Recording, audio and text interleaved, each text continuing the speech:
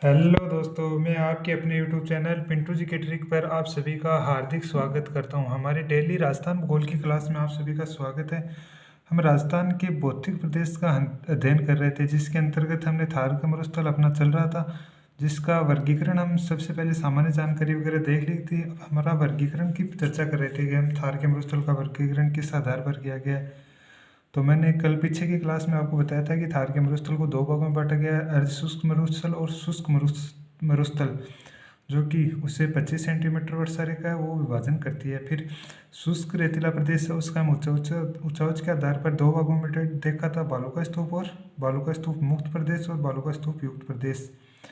फिर हमने अर्धशुष्क प्रदेश को भौगोलिक संरचना के आधार पर चार भागों में बांटा था, जिसके अंतर्गत घग्गर प्रदेश, शेखावटी और नागौरी और गोडवाट प्रदेश आ जाता है। आज हम शुष्क रेतीला प्रदेश का अध्ययन करेंगे, जिसकी क्या क्या विशेषताएं आ जाती है और जो अपने राजस्थान में शुष्क मरुस्थल है वो कहाँ पर है। तो ये हो गया अपना थार का मरुस्थल, ये अरावली पर्वतमाला हो गई। अरावली पर्वतमाला दक्षिण पूर्वी पठारी प्रदेश आ जाता है और ये पूरी मैदानी प्रदेश का एरिया आ जाता है। ये चर्चा हम मैप में कर चुके थे पहले भी कई बार। तो बात करते हैं कि आज थार के मरुस्थल का हम बात कर रहे हैं, शुष्क मरुस्थल और अर्धशुष्क मरुस्थल की। तो ये अपने शुष्क मरुस्थल यानी थार का मरुस्थल, संपूर्ण थार का मरुस्थल आ जाता है। अब बात करें कि शुष्क मरुस्थल और अर्धशुष्क है, जो ऊंचाई के आधार पर हमने उसको दो भागों में बांटा है, उसकी चर्चा कर रहे हैं। तो सबसे पहले बता दूं आपको कि ये तो अपनी अरावली पर्वतमाला हो गई। इसके इधर से गुजरती है कौन सी सेंटीमीटर वर्षा रेखा,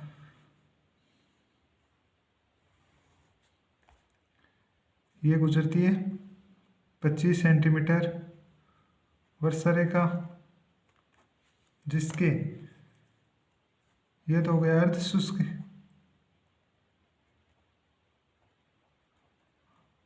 अर्धशुष्क मरुस्थल।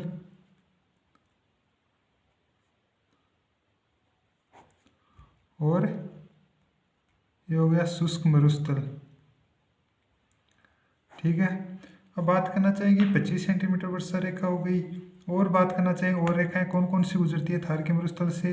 तो थार के मरुस्थल और राजस्थान के संदर्भ में अगर देखें तो अरावली के समानांतर ये गुजर जाती है 50 सेंटीमीटर वर्षा रेखा।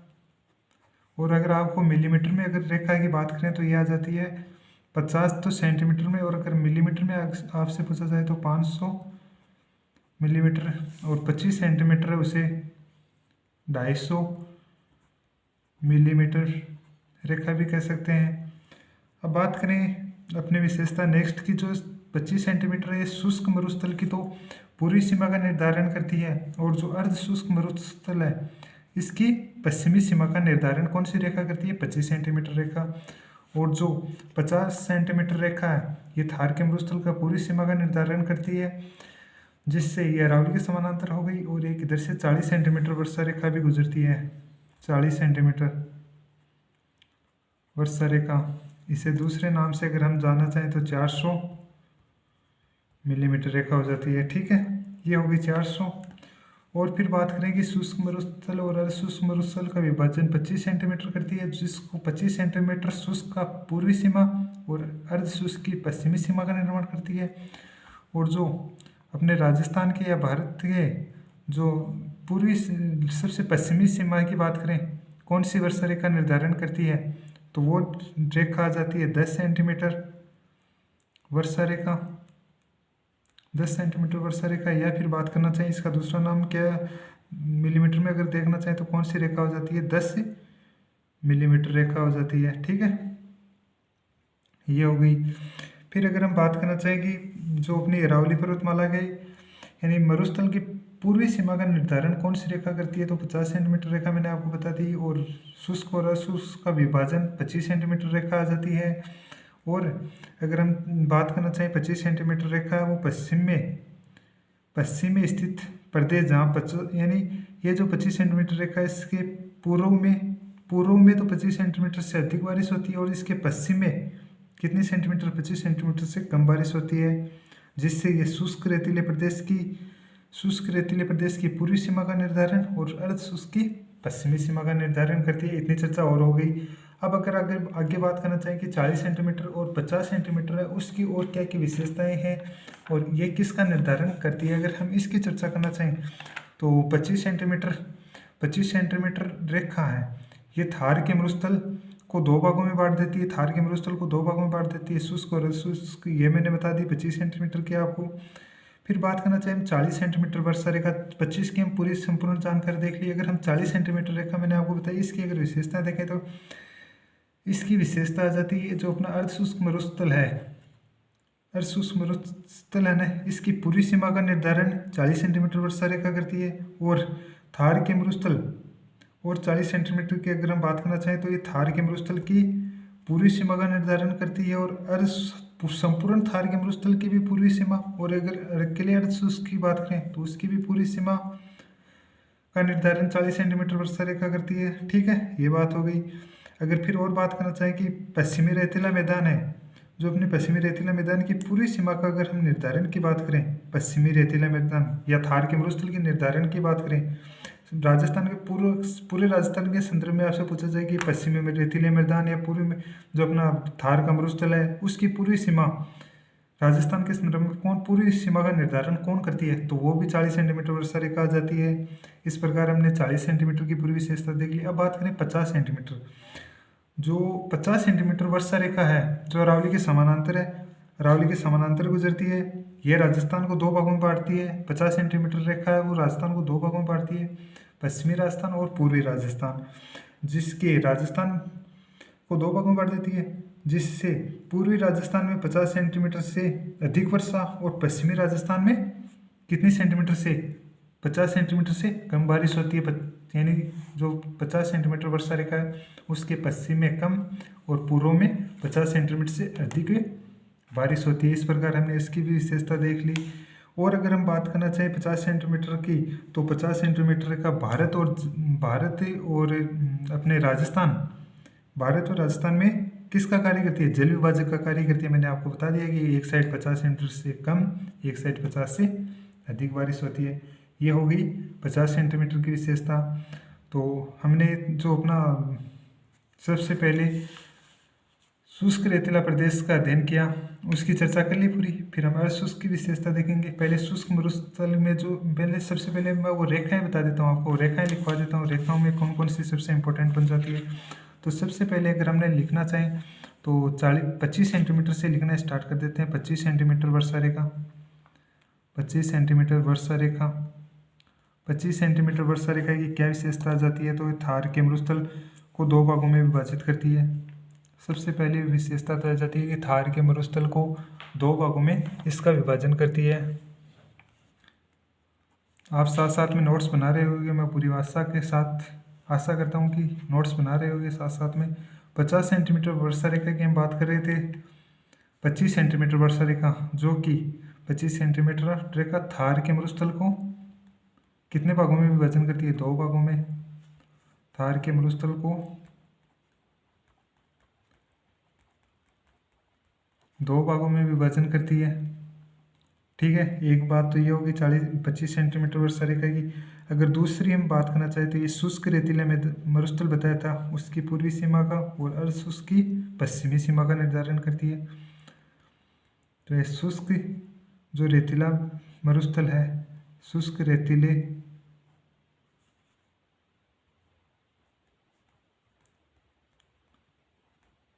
मरुस्थल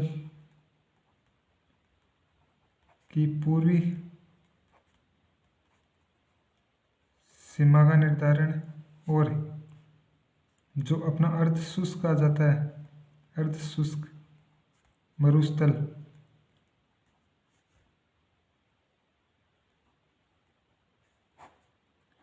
उसकी कौन सी सीमा, पश्चिमी सीमा का निर्धारण करती है। ठीक है, ये तो इसकी विशेषता हो गई। फिर हम बात करना चाहें 25 की देख ली। अब बात करना चाहें अगर 40 सेंटीमीटर रेखा,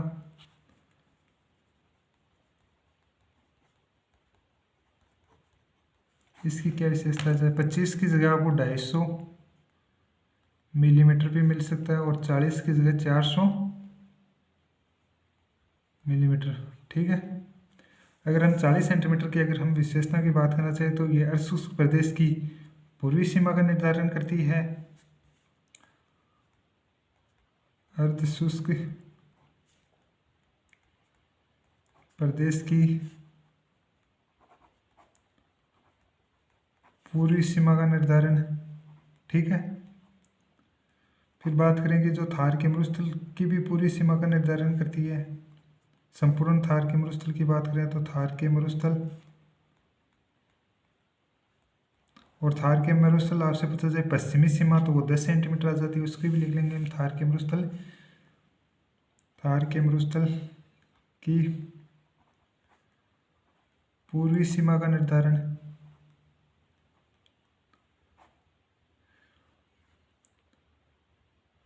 ठीक है, फिर दूसरी हम विशेषताओं की बात करना चाहिए। 50 सेंटीमीटर वर्षा रेखा की बात करना चाहिए। 50 सेंटीमीटर वर्षा रेखा, इसकी अगर हम बात करना चाहें 50 सेंटीमीटर वर्षा रेखा की क्या क्या विशेषताएं, तो 50 सेंटीमीटर की विशेषता आ जाता है कि अरावली के समानांतर गुजरती है। अरावली के समांतर गुजरती है,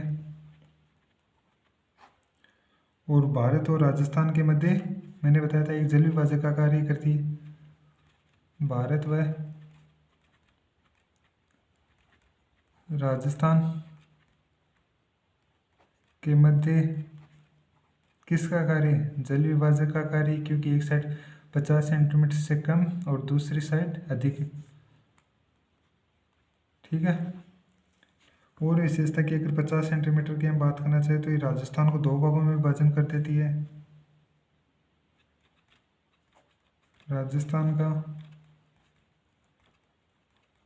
2 भागों में विभाजन आ जाती है। ठीक है, ये बात हो गई। और बात करना चाहें कि जो जल विभाजक का कार्य करती है तो इसकी हम बात करना चाहें कि इसके 50 सेंटीमीटर के पूर्वी दिशा पूर्वी राजस्थान में अगर हम चर्चा करना चाहें, पूर्वी राजस्थान में 50 सेंटीमीटर से अधिक बारिश, 50 सेंटीमीटर से अधिक वर्षा, और जो अपना पश्चिमी राजस्थान आ जाता है, पश्चिमी राजस्थान, उसमें 50 सेंटीमीटर से कम वर्षा करती है। 50 सेंटीमीटर वर्षा की हमने विशेषताओं की बात कर ली। अब अगर हम बात करना चाहिए एक 10 सेंटीमीटर वर्षा रेखा बताई मैंने आपको, उसकी और विशेषताएं की बात करना चाहिए। 10 सेंटीमीटर वर्षा रेखा, इसकी अगर चर्चा करना चाहिए तो ये जो शुष्क रेतीला मैदान है उसकी पश्चिमी सीमा का निर्धारण।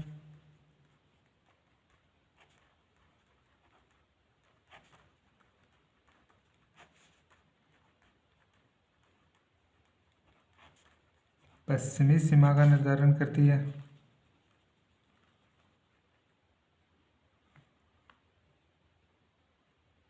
ठीक है, और इसकी दूसरी विशेषता देखना चाहिए तो ये भारत और पाकिस्तान का विभाजन भी करती है। भारत व या राजस्थान या पाकिस्तान भी बोल सकते हैं, राजस्थान पाकिस्तान का विभाजन, राजस्थान लिख सकते हो,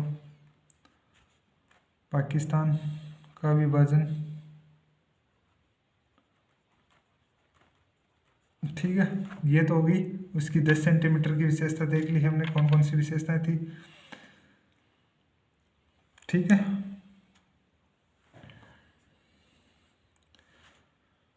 अब आगे का अगर हम पॉइंट पे बात करना चाहें कि 25 सेंटीमीटर वर्षा रेखा शुष्क रेतीले प्रदेश की पूर्वी सीमा का निर्धारण करती है। मैंने 25 सेंटीमीटर की आपको पूरी लिखा दिया। पर शुष्क मरुस्थल पश्चिमी सीमा का निर्धारण करती है और शुष्क रेतीले प्रदेश की पूर्वी सीमा का निर्धारण करती है। ठीक है, ये तो बात होगी अपना जो शुष्क रेतीला प्रदेश है कहाँ पर है, राजस्थान में कितनी सेंटीमीटर वर्षा रेखा इसका विभाजन करती है, और यानी कौन कौन सी रेखाएं गुजरती है और कौन सी रेखाओं के मध्य कौन सा मरुस्थल स्थित है, शुष्क है अर्ध शुष्क है, इसकी बात कर ली। हमने जब वर्गीकरण किया था थार जलवायु के आधार पर थार का मरुस्थल का, तो हमने शुष्क रेतीला प्रदेश देखा था और अर्ध शुष्क। तो हमने शुष्क रेतीला प्रदेश ये एरिया इसको 2 भागों में बांटा था, बालू का स्तूप युक्त प्रदेश और बालू का स्तूप मुक्त प्रदेश। तो अब बात करना चाहेंगे कि हम बालू का स्तूप युक्त में कौन कौन से क्षेत्र आते हैं और मुक्त में कौन कौन से प्रदेश आ जाते हैं। तो अपनी हेडिंग हो जाएगी बालूका स्तूप मुक्त। सबसे पहले बालूका स्तूप मुक्त को चर्चा करते हैं कि बालूका स्तूप मुक्त में बालूका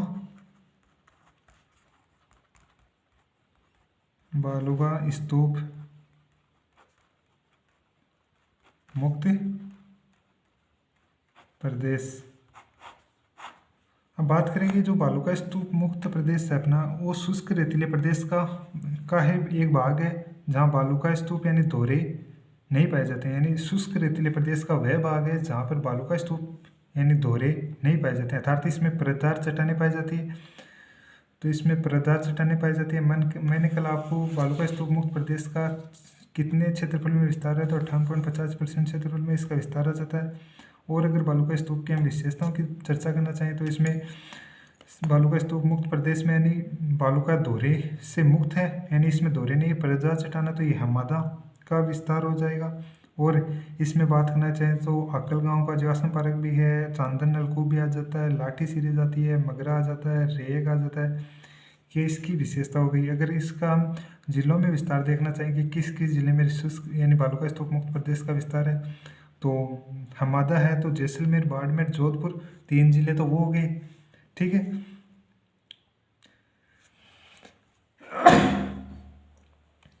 3 जिले हो गए, सॉरी बालूका स्तूप युक्त में 3 जिले हो गए, जैसलमेर, बाड़मेर और जोधपुर।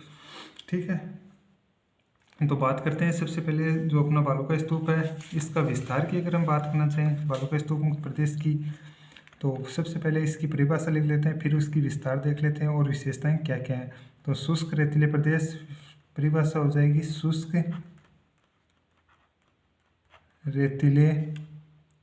शुष्क रेतीले प्रदेश का वह भाग जहां बालूका स्तूप नहीं पाए जाते हैं,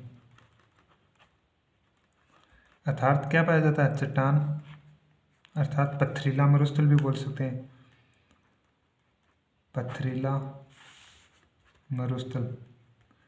मैंने जब आपको मरुस्थल के प्रकार 3 प्रकार बताया था, ईरग 3 प्रकार बताया था, हमादा, रेग और ईरग, तो अर्थात पथरीला मरुस्थल भी बोल सकते हैं। अगर इसमें चट्टान की बात करें तो विशेषता एक इम्पोर्टेंट आ जाती है कि इसमें परतदार चट्टानें पाई जाती हैं, परतदार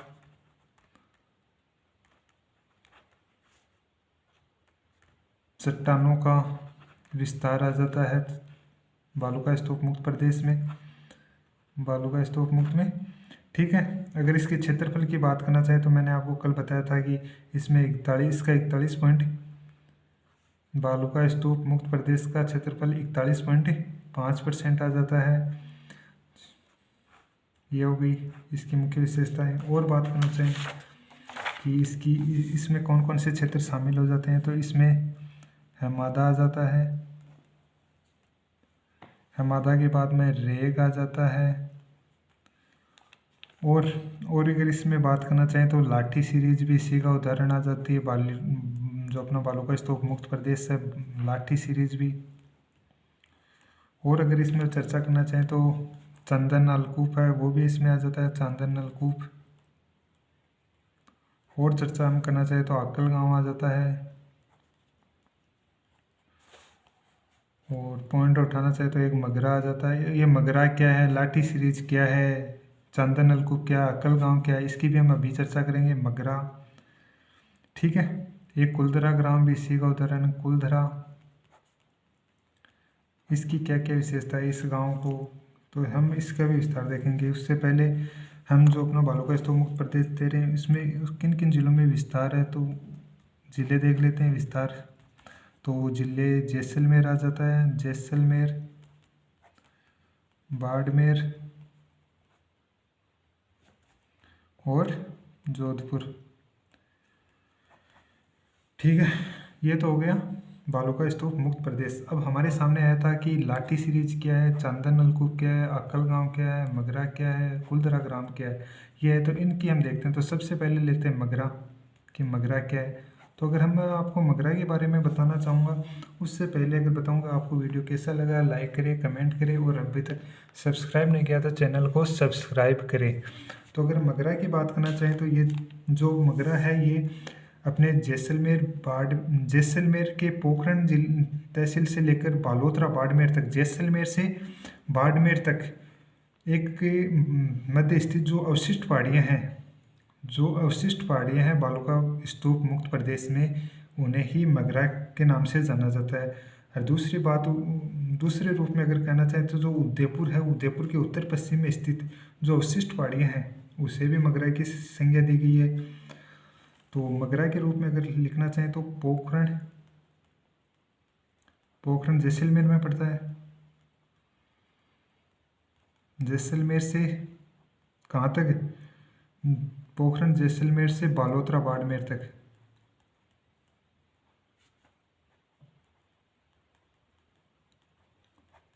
बाड़मेर तक कौन सा भाग तक?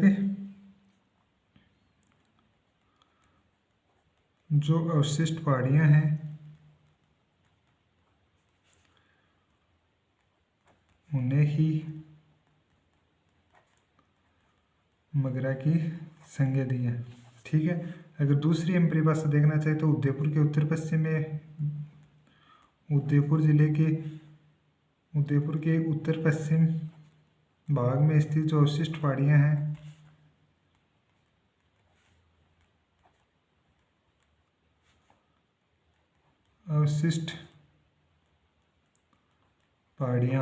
उन्हें किसकी संज्ञा दी गई है?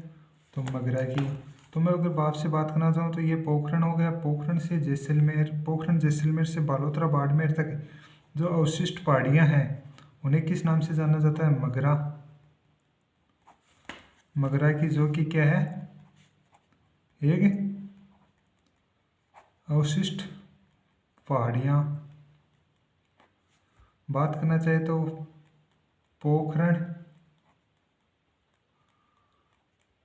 जैसलमेर से कहाँ तक लिखा है अभी? बालोतरा बाड़मेर तक। ठीक है, ये हो गई मगरा। फिर हम बात करेंगे लाठी सीरीज क्या है, चांदन नलकूप क्या है, आकल गांव क्या आ जाता है, और मगरा की हमने चर्चा कर ली। फिर कुलदरा ग्राम क्या है। तो हम दूसरा पॉइंट उठाएंगे लाठी सीरीज।